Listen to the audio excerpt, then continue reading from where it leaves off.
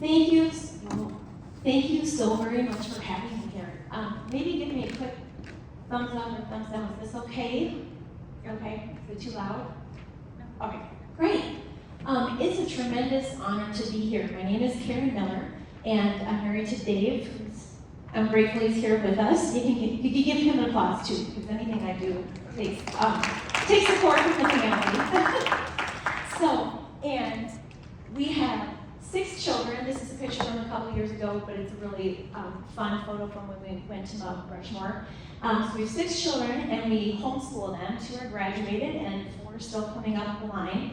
My background is as an English teacher, and I've been stepping in to teach more and more in the co-ops we're a part of. And then as I've gotten more involved, kind of beyond our private sphere and the public sphere of what's going on in our local school board, and then getting involved at the state level, then I've done more writing. And so I've started a Substack called Faith in Action. And I really started it so that I would have a mechanism by which I could cast the vision of certain exhortations, or as I was involved, just certain things really impressed me, and I felt like they were a message to exhort and encourage others as well. So the Substack gives me a way to do that, and then put out vital calls to action. As you know, in Minnesota, there's a lot of need for times for you to call your representative or your senator, or show up and support your values. So that's why I created the Substack. And it's basically kind of like a blog. So if I write an article and I publish it, if you're subscribed, then you would receive that article in your email inbox. And so it's Karen, Karin, Miller.substack.com. And it's free. Just trying to pass along the word. Actually, before I go to that, I'll also say a little more about my background. I'm also very involved in our local BPOU. I'm from Senate District 57 in the Lakeville area. I was elected chair for a year, which I really enjoyed, but with homeschooling was a little bit too much responsibility. So I recruited another chair, and I stepped down to be the secretary. So I'm still on our board as a secretary. I'm a very involved delegate in CD2, and I've also done a lot of work on resolutions, and I've been on the platform committee for a couple years. So I understand the work that you're trying to do, and hope I can encourage you in it. So tonight, I want to share a little bit about, do you know the laws that have passed in Minnesota? Do you know what some of our laws are? And, of course, we're all probably wondering, is there hope for our state? So don't leave yet, you have to stick around to hear it. But I want to point out at a foundational level that America is embroiled in a spiritual battle, and our children are caught in the crossfire. If you look at Scripture, Ephesians 6:12 says, "For we do not wrestle against flesh and blood, but against the spiritual forces of evil in the heavenly places." And 2 Corinthians 10:3-6 really points out how we are embroiled in an ideological battle of the mind as well. It says, "For the weapons of our warfare are not of the flesh, but have divine power to destroy strongholds. We destroy arguments and every lofty opinion raised against the knowledge of God, and we take every thought captive to obey Christ." So no matter what the issue is in our state and in our schools, in our nation, it all has a spiritual root. And I want to encourage us all, as I pointed out, that really the next generation is the thrust, is the target for the change in our nation. And so I want to encourage all of us, whether you have children or not, whether you're in the school system or not, we all need to stand up and unite to be champions for our children, because they are the next generation of our country and the future of humanity, honestly.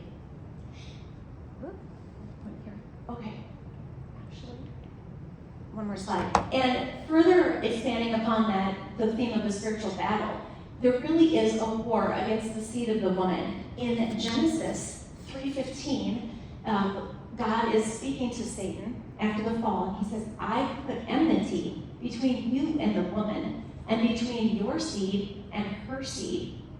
He shall bruise your head, and you shall bruise his heel."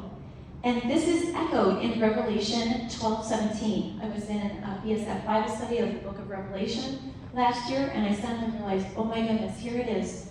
The war against the seed of the woman that started in Genesis 3 is alive and well in Revelation 12:17 and in our world today. It says, then the dragon became furious with the woman and went off to make war on the rest of her offspring, on those who keep the commandments of God and hold to the testimony of Jesus. So this is the root of the spiritual battle we see happening. And we see it in our state manifesting, first of all, against children in the womb. In our nation, really abortion is America's Holocaust. In our nation, nationwide, 1 in 5 babies who are conceived are aborted. And that's just a devastating reality.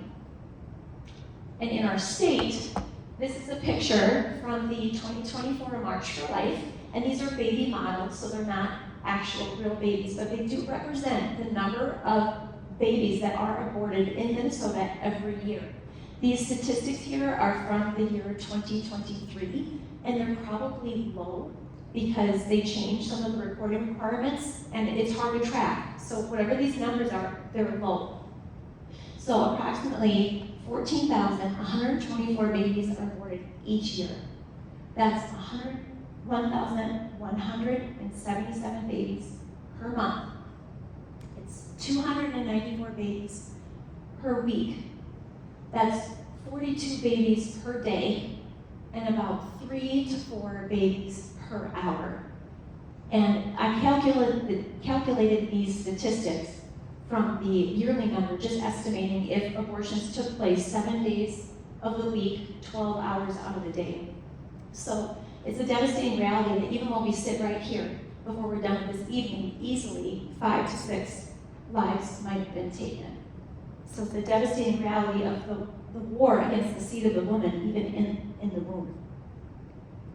And that's a 40% increase over the past 2 years because of legislative changes. And actually, let me back up and clarify. In 2023, we had a complete Democrat trifecta, which I'm sure some of you in the audience are very familiar with. And they legalized abortion all the way up until the moment of birth for any reason, for any aged mother, without any informed consent for any of the patient, no informed consent for minors, no informed consent or permission from parents as well. And then it got even worse in 2023. So the war against the seed of the woman, the war against children in the womb, extended to a war against children outside the womb, even after birth. In 2023, there also was legislative change to strip away life-preserving care for babies who are born alive. And I want you to take a look at the wording of the legislation to understand how these things happen. So anything that's underlined is added to the law. Anything that is struck through is deleted. So if you look at the very top, you can notice it used to say a born alive, it used to say a born alive infant as a result of an abortion. So it used to be just about babies who survived abortion. They've struck that through, and now it says an infant who is born alive. So this can apply to any infant for any reason. And then at the bottom, here's where they stripped away the life-preserving care. So they stripped out the words, all reasonable measures consistent with good medical practice, including the compilation of appropriate medical records, shall be taken by the responsible medical personnel to preserve the life and health of the born alive infant. They struck out this portion of preserving the life and health. So now all it reads is, they have to care for the infant who's born alive. Just care. That word care is not qualified. There's no responsibility anymore for the medical professional or the hospital to provide care that fights for that baby's life. So this allows, and this is law now, that any baby, for any reason, could be left to die after birth. And so, this is devastating, right? It shows that in Minnesota we are at a historic crossroads. But I want to encourage you that in the face of historic evil, there is an opportunity for historic righteousness. Yeah, that's right. So as devastating as these statistics might be, it is a profound opportunity. It's like, this is what has passed in our state. So what are you gonna do about it? What am I gonna do about it? Are we just gonna stay silent and disengaged while all of these babies' lives are being taken from us? So really, it's an invitation to all of us to take action. And no matter where your level of faith is, we can all recognize evil. And if you can recognize evil, then you can acknowledge that there is a higher good. And we all must choose which side we are on. So this war against the seed of the woman, in the womb, beyond the womb, it continues with the war against our children's identity and sexuality. In 2023, the Democrat trifecta did pass a bill, H.R. 146, which really, it legalized a quote-unquote right to, I call it gender-destroying care. In the bill it says gender-affirming care, even for minors. So even children in the state have a right to pursue chemical or surgical means to try and transition their gender, which we know is impossible. You know, we were created where 99% of every cell in our body is either male or female. So, but our state legislated that all individuals, and even minors, have a right to that in our state. And beyond that, the bill also says that if a minor wants that sort of care, but the parents don't agree, the state now has the legal authority to take immediate custody of that child away from their home, away from their parents, and give them the care that they are seeking. So this is critical for all parents to know. And the way the bill was worded, it says, if any child is present in the state of Minnesota and unable to receive gender-affirming care, the state has this right to take immediate custody. So there's a huge threat. Since then, in 2024, the Minneapolis Children's Gender Clinic, they did report a 30% increase in demand for gender-affirming care. They have a one-year wait time for the program, that was in 2024. And many of their out-of-state clients are now moving permanently to Minnesota. So these bills, HF1 and HF 146, have in effect made our state an abortion refuge state and a trans refuge state, and it is drawing people to our state. And there's another clinic called the Family Tree Clinic. They treated over 200 people out of state in 2024.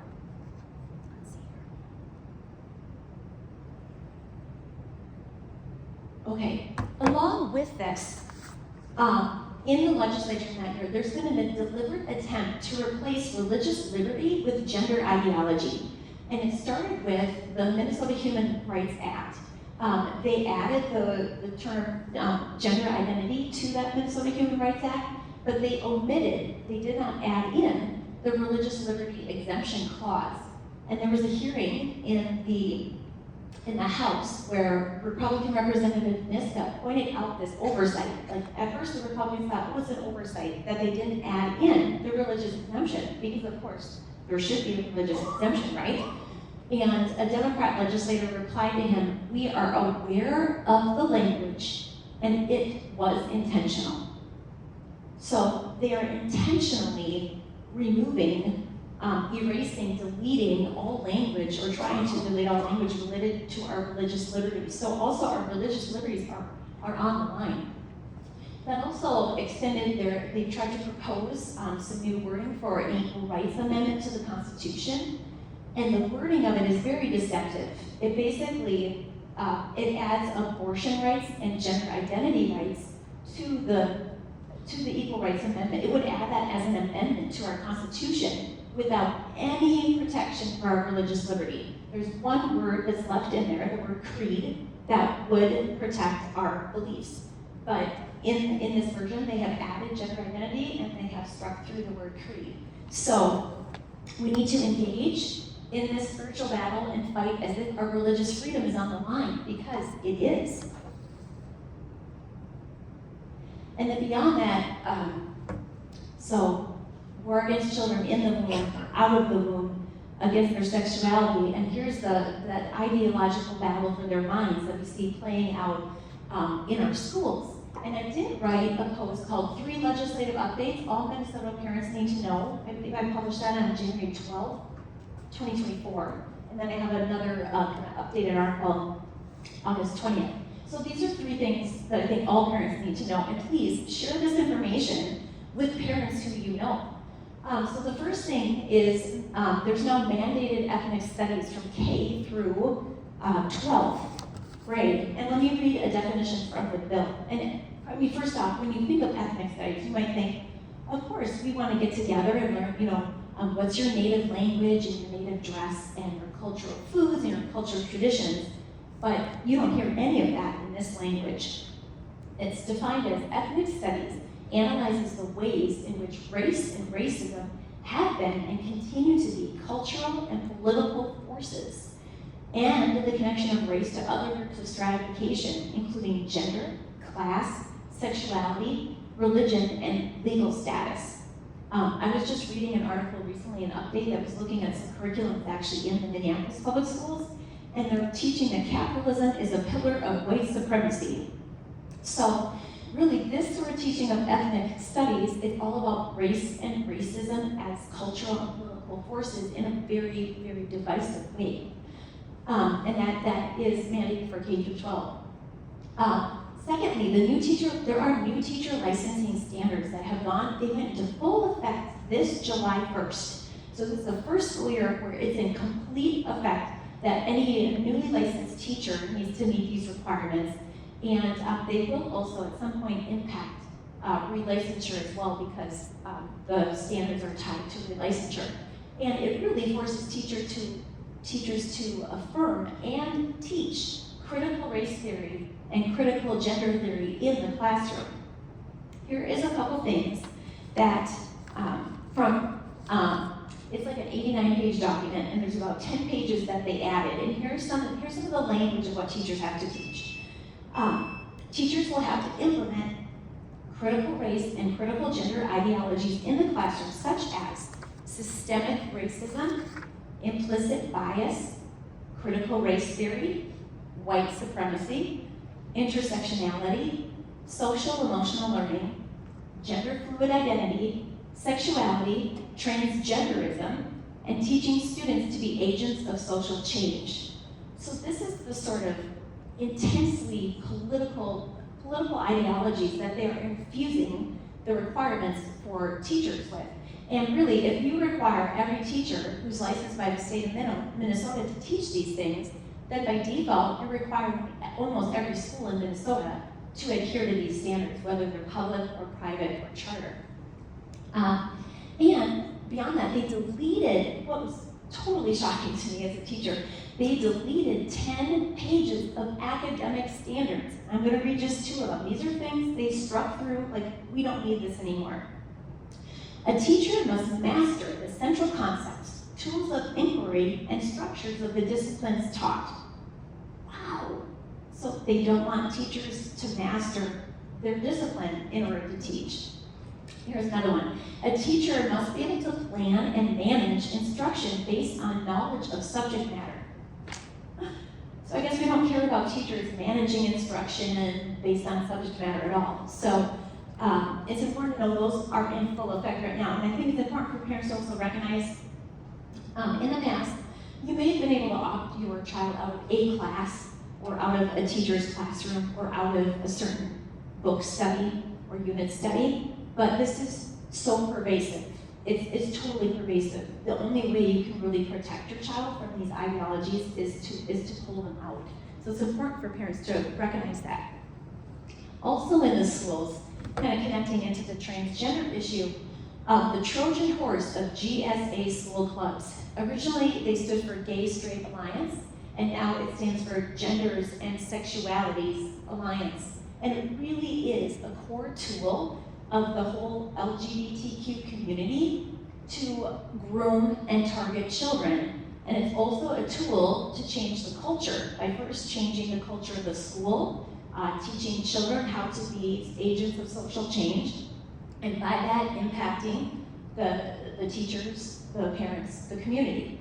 And yeah, most parents are completely unaware if these clubs are in their local schools. And Yeah, basically massive grooming operation. So it's really important that teachers or parents are aware of this. So basically, this is my plea to parents. You know, our children are our most precious treasures, right? So why are we handing over our most precious treasures to a system that hates God, rejects His truth, and is indoctrinating them really with the gospel of the Antichrist? So just want to encourage parents, if you're concerned about what you see going on in your schools or with your children, just pull them out, opt them out. I have a post on April 14th, the roots of public education in America and the growing homeschool trend. I have a little at the bottom, it's like a 5-minute, I call it a homeschool pep talk. Basically where parents are feeling concerned and stressed about what do I do when I pull them out? It doesn't matter. Step one, you just pull them out, and there's so many resources there. For homeschooling, there's the SHAE, Minnesota Association of Christian Home Educators. There's also HSLDA, Homeschool Legal Defense Association, a phenomenal national organization. And I also know there's all sorts of things like micro schools and micropods. I know there's some people in your BPOU who run one of those, so there's lots of options. And then beyond that, more for parents, but for all of us, to encourage us all to call all the wolf and go after the lost sheep. In John 10, Jesus says, the thief comes only to steal and kill and destroy, but I came that they may have life and have it abundantly. I'm the good shepherd, and the good shepherd lays down his life for the sheep. And he who's a hired hand and not a shepherd, who does not own the sheep, when he sees the wolf coming, he leaves the sheep and flees, and the wolf snatches them and scatters them. And I want to encourage you to ask the Lord for wisdom and discernment, and wherever you see a policy, an event, something in a law or a bill, something maybe in your city council or your school board that you know is going to cause damage to especially children, to steal, kill, and destroy their lives, I encourage you to say, what can I do to take action to protect these lost sheep, to call out the wolf, to point out the harm behind the policy, like those clubs, to point out the harm and the damage they can do? And then what can you do to protect those who are being targeted? There's a scripture in Psalm 94, and Jesus, the Lord says, who will rise up for me against the evildoers?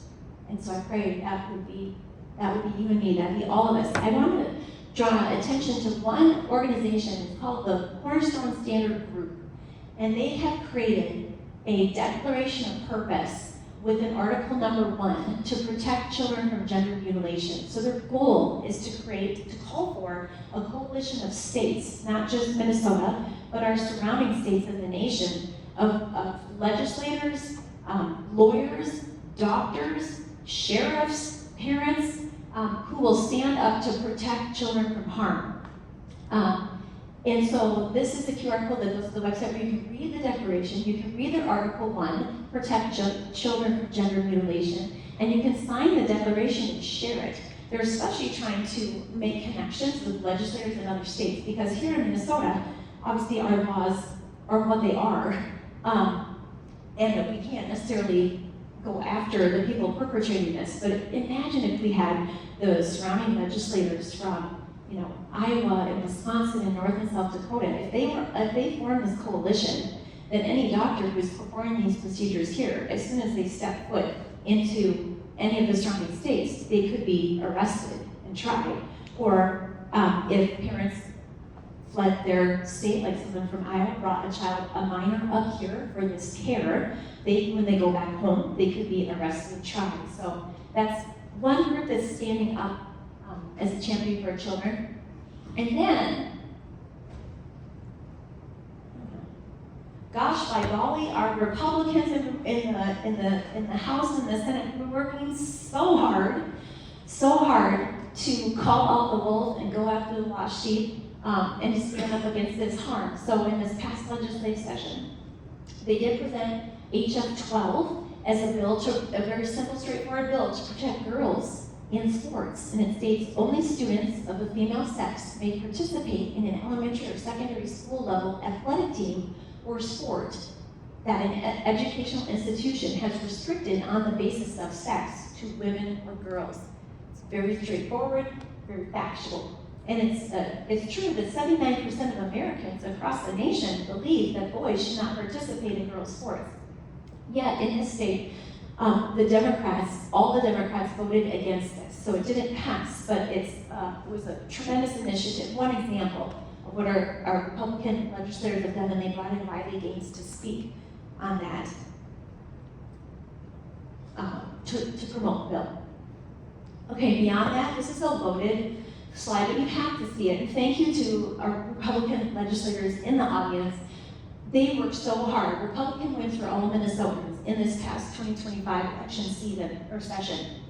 There was a one-seat Democrat majority in the Senate, but in the House, it started off with a one-seat Republican majority, but then it landed at a tie.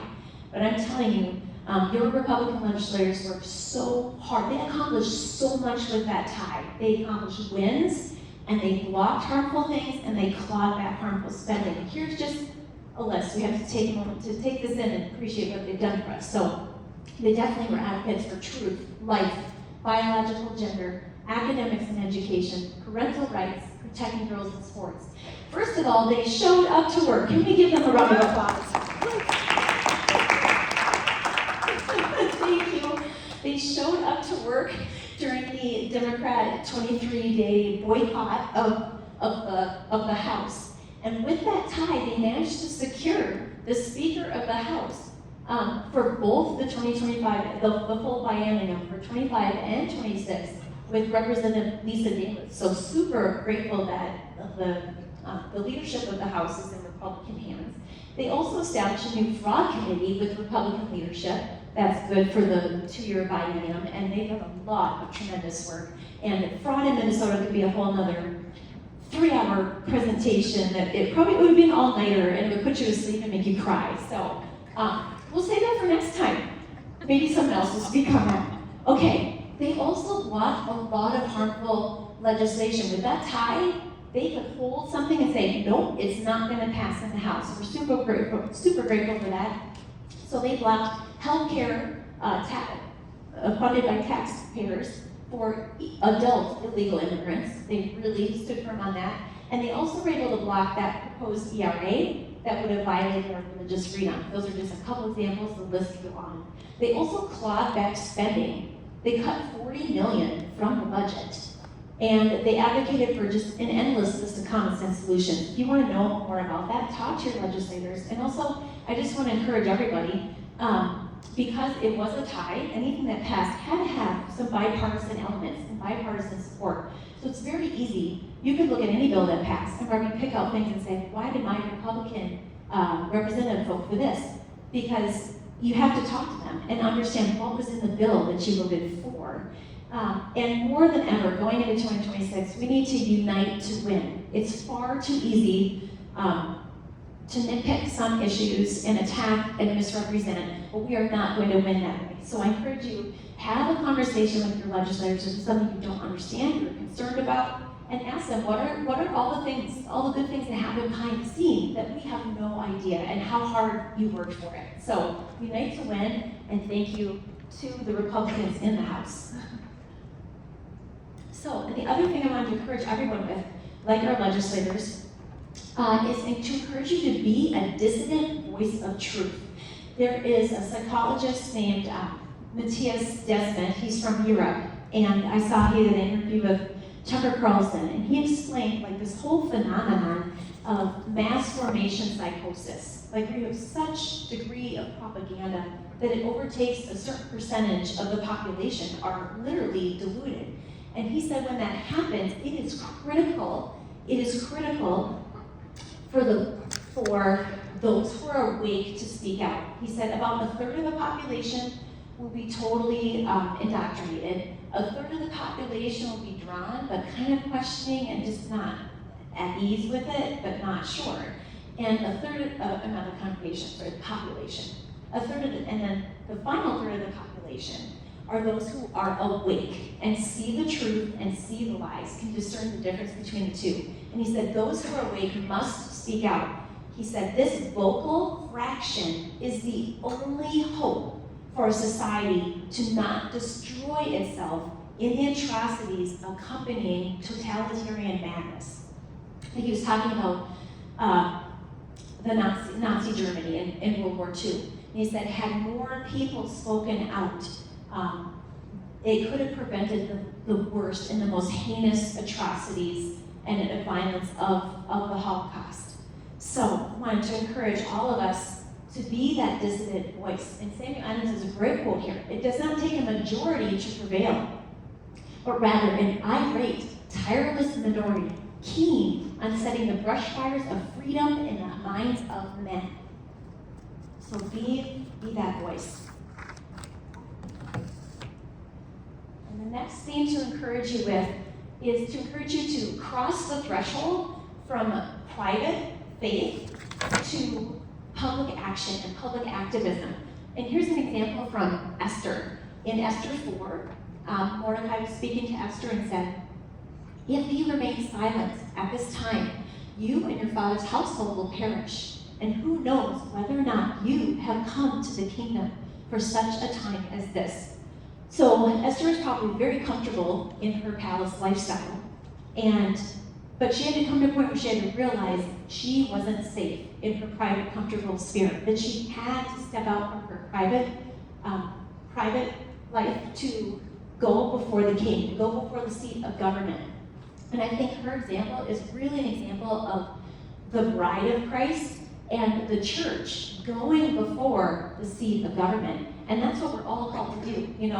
I just want to clear up so no one leaves confused. The whole concept of the separation of church and state is a lie. It's not real. First of all, it's not in our Constitution, and second of all, it's not in the Bible. Okay, so the phrase, it's nowhere to be found or even alluded to in the language of the Constitution. It came from a letter that Thomas Jefferson wrote to a Christian congregation, and he mentioned this concept of a separation from church and state. His concern was to protect the church from the state, not the other way around, to protect the state from the church. And then, of course, biblically, if you're a person of faith, Jesus is to be Lord of all. And if he's not Lord of all, he's not Lord at all. So the very concept that we could say, oh, there's this sphere of life that you shouldn't bring your faith into or you shouldn't express, that's not even, a biblical concept. So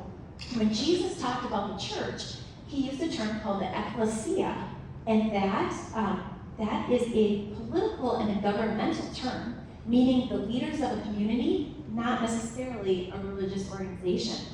And in Philippians 1:27, if you look at the Greek behind the words there, you could translate it as do politics worthy of the gospel of Jesus Christ.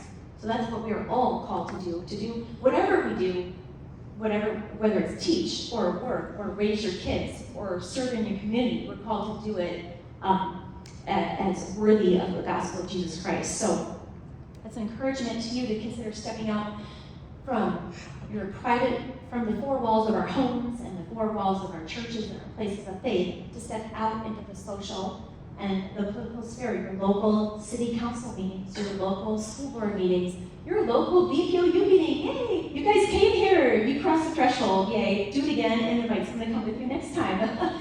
So, one more thing. We need to learn from the example of a couple German pastors. One is Dietrich Bonhoeffer, and the other, his name is Martin Niemöller. And they realized that if they did not cross this borderline, this threshold, from confession to resistance, it was no better than cooperating with Hitler. That's what they realized. If they didn't cross the threshold from confession to resistance, it was no better than cooperating with Hitler. So we all need to remember that silence is complicity, and God will not hold us guiltless. Not to speak is to speak, and not to act is to act. Okay, so where do we go from here? So it's a lot of information, but so how can we act? What are the actions that we can take? First and foremost, we need to vote. That's like one of the starting point. It's a starting point, not the ending point. So I'm glad you all are here, because it probably means you are among those who don't just vote, you're engaged and you're involved, which is awesome. So I want to share some statistics with you that you can share with others to encourage them about the power and the impact of our vote. So here is a graph that shows the statistics about evangelical Christians and voting. And this is probably fairly similar to conservatives in general. Essentially, only half of all evangelical Christians are registered to vote. Only half. And then, that's the first column. The second column in the green, only half of those who are registered actually vote. So now we're down to 25%. And then the third column with the purple down there, only half of those who vote, so half of the 25%, now we're down to 12.5%, only half of the Christians who vote take the time to research the candidates and the issues and apply biblical values. Okay, so this is incredibly devastating, right? I mean, who wants to just throw rotten tomatoes all over this, right? But what I want to emphasize too is look at the orange column here. Look at the potential for impact. I mean, we're here, we have our values. We just need to get out to the poll and vote our biblical values, right? My hope and prayer for 2026 is if we get this message out to people, if they realize this, if they realize our potential. I mean, honestly, we could determine who wins every seat if the majority of Christians and conservatives turned out to vote. So my hope and prayer is instead of having a 25% turnout, I am praying for 75% turnout. It would be phenomenal. Just think about it. And I also encourage people, do not give up. Your vote doesn't have a chance of counting if you never cast it.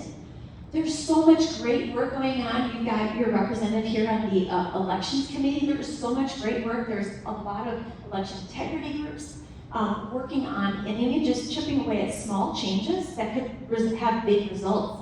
And there's lots happening at the federal level. Like, don't give up hope.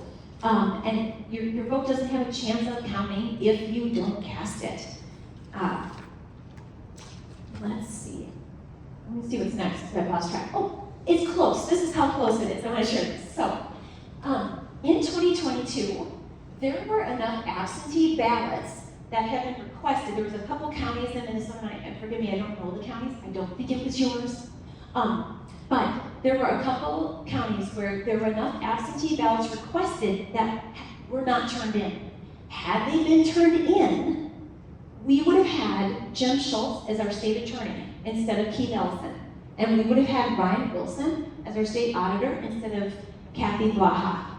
So we would have won 2 statewide offices if just a few more votes came in from a couple counties. And in that year, in 2022, the Republicans lost the majority in the Senate by 1 seat, and that 1 seat was lost by 321 votes.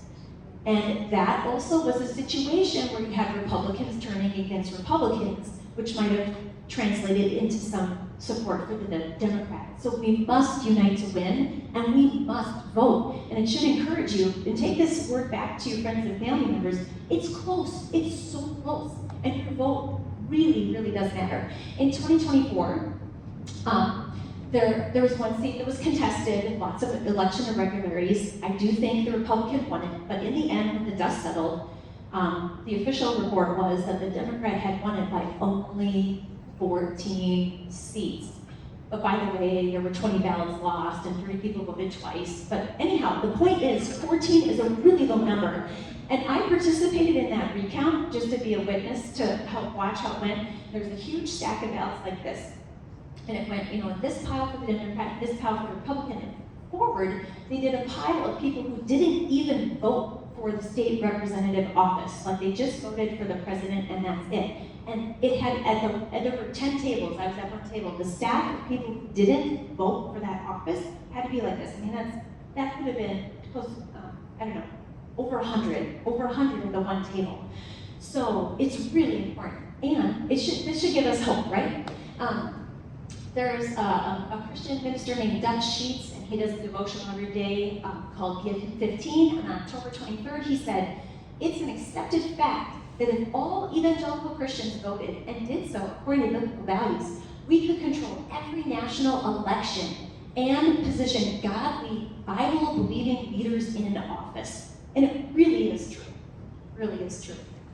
So we're going to move on. So what are some tools that can help us do this? So this is an example of a voter impact booth. I want to encourage you all to absorb this idea, and the next slide will have where you can see the dates I post on this. But you could approach your pastor and ask if you could set up a voter impact booth at your church a couple weeks prior to every opportunity we have to vote. So all these QR codes, they're nonpartisan. They just go to the Minnesota Secretary of State's website. So you're a visual reminder, like, hey, did you know there's an election in 2 weeks? And maybe they didn't know. And maybe they'll say, well, oh, shoot, my son just turned 18, I don't think he's registered. So, well, then you have a QR code for, well, just click on this right here. It'll take you right to the page to vote, or not to vote, sorry, to register. You can even have a laptop set up and a chair. Like, hey, I've got the website pulled up, just take a minute, it's one page, fill it out, hit submit, and then they're registered. And a lot of people will be like, oh, I haven't been following anything. I don't even know who's on my ballot. Well, then you have, where you go, what's on my ballot? You've got the QR code right there. So you can pull up the link and text it to themselves or email to themselves with a reference for later. What if they're like, I have no idea where my precinct is? Well, you've got, find my polling place right here. What if like, well, I can't vote on election day because we're going out of town. Well, here's early voting options or other ways to vote. So it's just providing people with that reminder to vote, and then all the resources they need right at their fingertips. And of course, you can customize this given your BPOU, your elections, and your church, what all they want to have on it. But it could be as simple as just these nonpartisan links to the Secretary of State's website. So here, take a picture of this because it will give you the dates that I have posts on these things on my Substack. And again, there's the website for my Substack.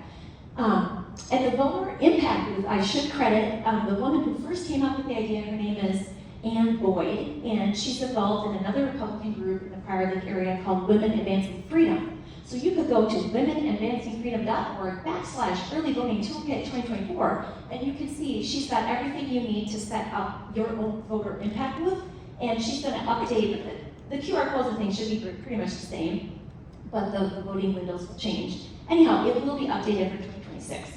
I also created a legislative impact 23-24, and I put on it, do you know what passed into law under a one-party majority? And then on the bottom, after the whole list of devastating things that passed, I urge people to vote to restore balance. So you can see that. I also have at the table back there, I have some cards, and I have a laminated copy of that where you can just see what it is. And then I also created a biblical values fact sheet. It's landscape orientation. There's just a few topics right down the middle, like life, marriage, biological sex, what else? Race and government. Like, what does the Bible say about those things? And then there's a column showing what the Republican Party stance is for our state, and then there's a column showing what the Democrat Party stance is for our state. It's just to get people thinking, to just get people thinking and connecting what are my beliefs and which party reflects them. So you can research those. See? Oh, beyond that, how many of you have been a delegate? Yay! Oh my gosh. Okay. Your job then is to go recruit 2 other people to be delegates. So awesome. So you know it's the delegates who determine who's on the ballot in November for your party. So that's happening on February 3rd, 2026 at 7 p.m. Please encourage others to join with you in that. And of course, that gives you, if you sign up as a delegate, then you can come to your BPOU convention wherever it is for your BPOU here.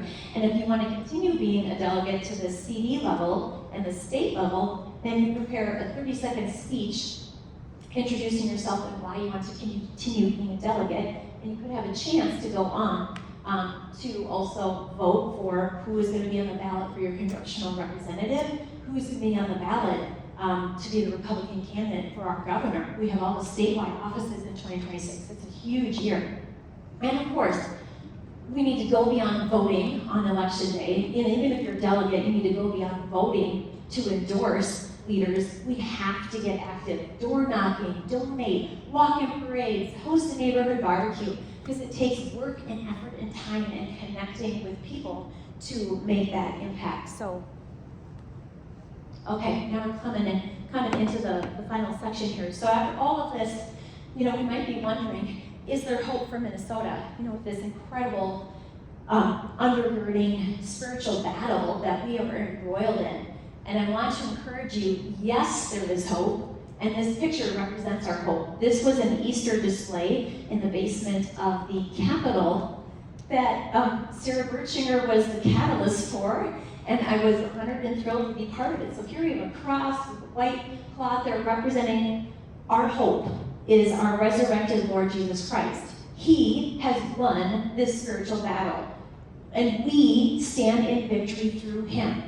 He is our hope, and those who have faith in him are also the hope for our state. So take a look at this verse here from Acts 17. It says, "And God made from one man every nation of mankind to live on all the face of the earth, having determined and allotted periods and boundaries of their dwelling place, that they should seek God and perhaps feel their way toward him and find him." So this tells us that you are here in Minnesota now for a reason. God has determined where you would be born, where you would live, and he has you here now. You are part of the hope for our state. And I love this verse out of Daniel 11, 32-33. You and I are God's answer to the nation. But the people who know their God shall stand firm and take action, and the wise among the people shall make many understand.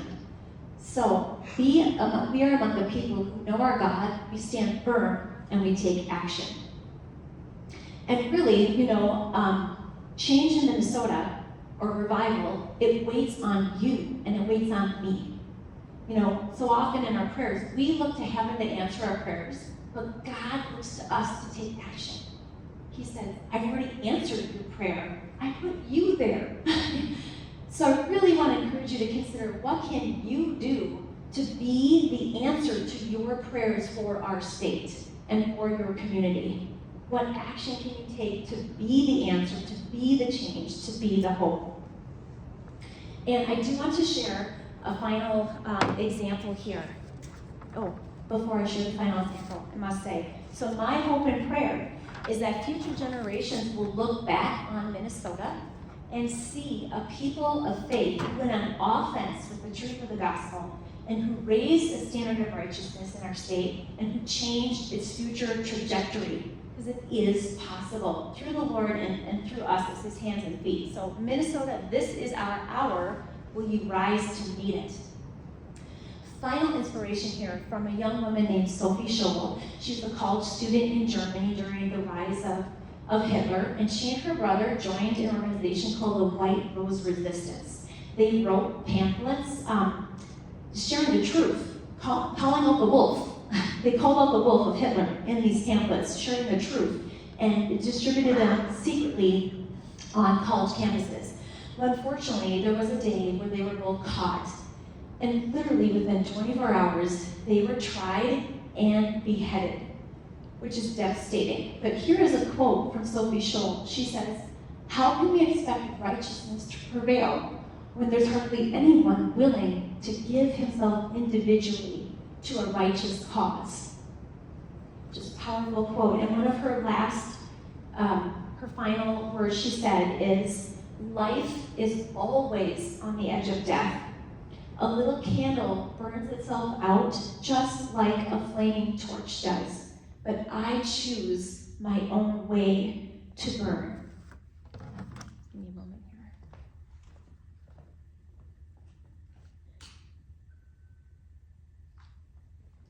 So if you think of it, our lives are a lot like this candle. We only have so much time to burn, and we only have so much light to give. But Jesus says to us in Matthew 5 that you are the light of the world. A city set on a hill cannot be hidden, nor do people light a lamp and put it under a basket, but on a stand, so it gives light to all who are in the house. So also, let your light shine before others so that they may see your good works and give glory to your Father who is in heaven. So all it takes is one flame to dispel the darkness, and all it takes is one voice to speak the truth. John Helmberger, who is the leader of the Minnesota Family Council, he said, "If we are shining, we are winning, even in what appears like defeats." So this is how we prevail. This is how we take back our state. So shine on, dear friends. Thank you.